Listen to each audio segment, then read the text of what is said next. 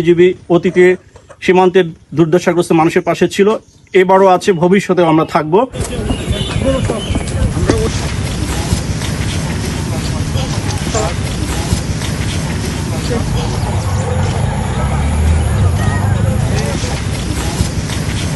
বিগত 7 দিনের ভারী বর্ষণের ফলে অযোধ্যা এলাকা পানিতে নিমজ্জিত হয়েছিল, মূল রাস্তা ডিসকানেক্টেড হয়ে গিয়েছিল।